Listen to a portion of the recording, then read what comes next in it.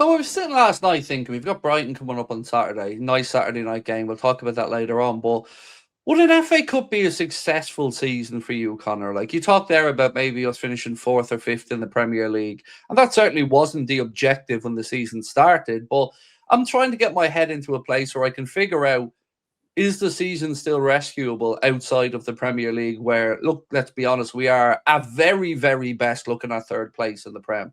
So, would an FA Cup win for you? Would that be a successful season, or would it just be a bit above failure?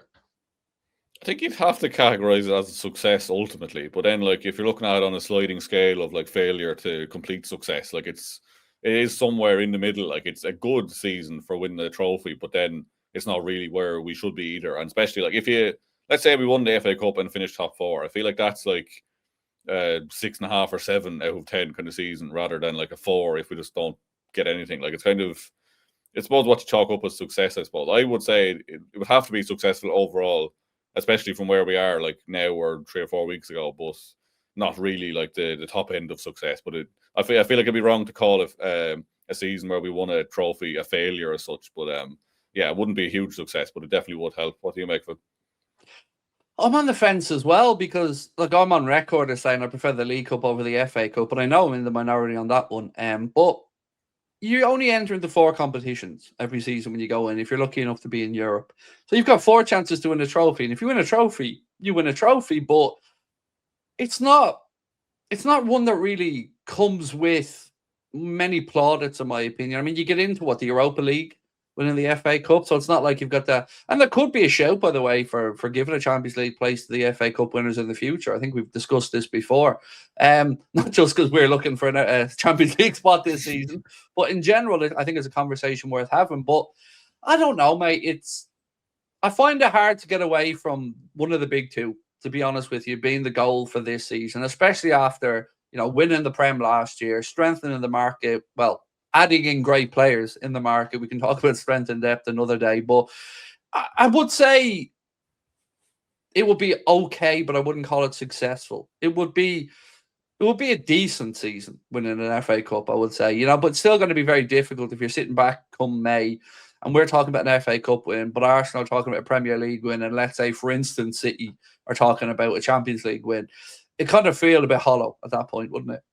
Yeah, I feel like I said, if it is a sliding scale, you're in the top 50% in terms of you're in the successful bracket, but you're not exactly near the top of it. Like it is just a nice thing to win. But like you said, like a league win along with an FA Cup or a League Cup or something, it always is nice to like supplement these things. Like I say, always nice as if I've watched us win like multiple trebles or anything. But like the trophy is the trophy at the end of the day. Like you can't be unhappy if we do win the FA Cup, but yeah, it's not exactly what we set out to do at the start of the season. So successful, but not hugely successful, I would say.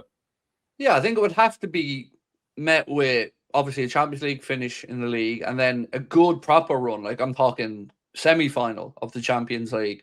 Then you're thinking, okay, because I'm obviously want Liverpool to be successful, and I've set my standards out at the start of the season. But I'm always honest and say, look, Champions League's a lottery. You can go in, give it your best attempt, but it's a very difficult competition to set out your goal to win.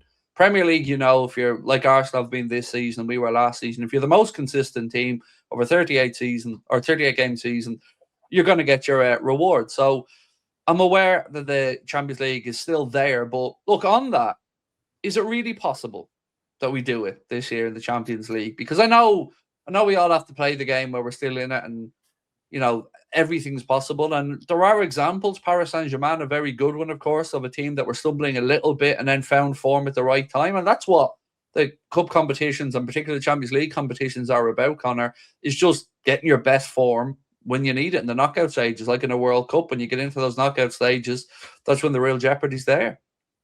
I think like there's always a chance, but then I think like our league position at the minute doesn't really help. Like I think if we were Aston Villa at the minute, let's say, I think like once it gets to the latter rounds of the Champions League, it could be like, right, well, top five is sewn up. We can kind of start to focus on just the Champions League now. And then like maybe you have Isak coming back towards the end of the season. And then if you have Wirtz, Isak and Ekitike all firing, you have every chance of winning at that point. But I think like the fact that we're not really able to take our eye off the ball in the league won't help us, because like our squad is already tiny and we have to prioritize the league ultimately in terms of just getting back into the Champions League. But like never say never, but Probably not, but who knows? Like I wouldn't put it past his team to do it, but I wouldn't be putting money on it either, to be honest. Well, let's have a go here. Let's see, we can look back on this. Let's have a go who we think will win the Champions League this year. So I'll go first to give you a second to think about it. I can't help but look at the English teams, to be honest with you. Now, this is kind of where I hit a dead end, though, because I can see a world where Arsenal could do it, but I actually don't think they'll be able for the pressure when it comes to the knockout stages. I think there'll be a little bit too much on them with the league and other stuff. So very, very difficult to get a Prem Champions League double. So I'm going to say it won't be Arsenal. Manchester City, they are starting to look a little bit more like themselves. Obviously, Mark A has gone in there. We'll give them a bit of defensive solidity.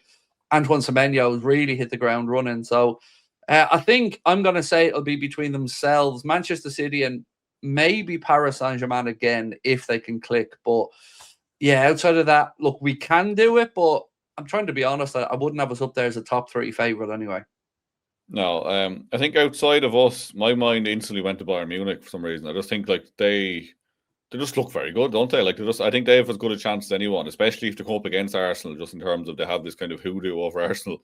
And I think, to be fair, Man City might have a shout based kind of on what I was saying. Like if City are kind of, let's say, 9 points behind Arsenal, know the league's done, they're not going to drop down. They can fully focus on the Champions League, and that could give them a huge benefit there. Don't see PSG winning it. I don't know. I just don't really see them doing it again this year. So my money will be I'm on like that with Bayern. I'm like that with Bayern.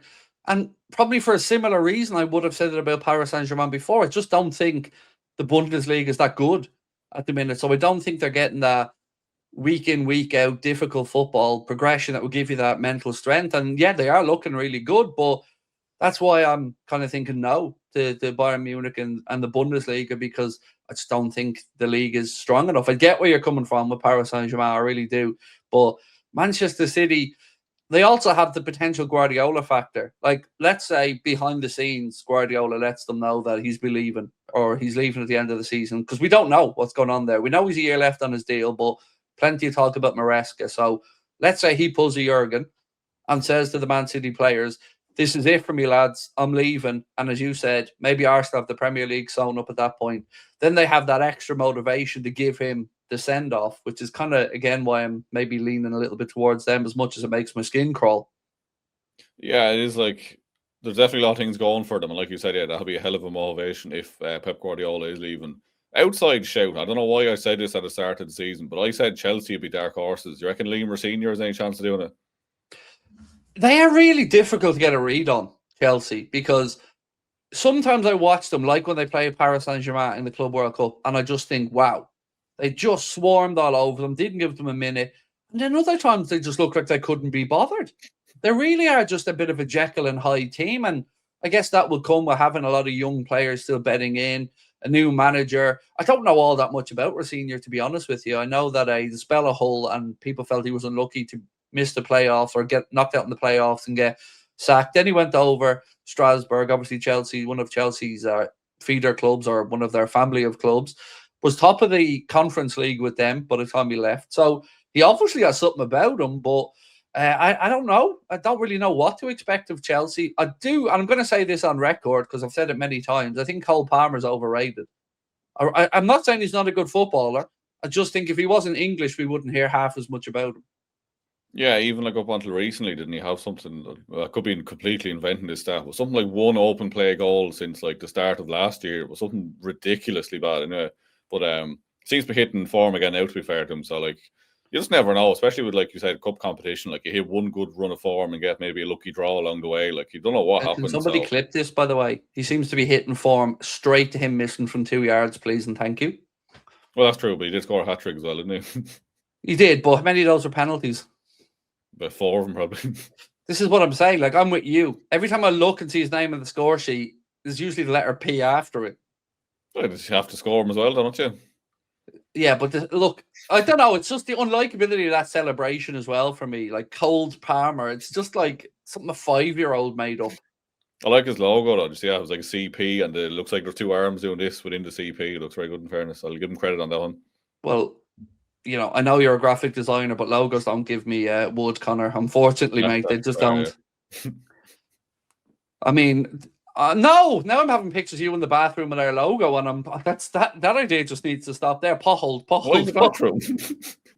Back to pothole conversation. Why am I in the bathroom in this scenario? Knocking one out.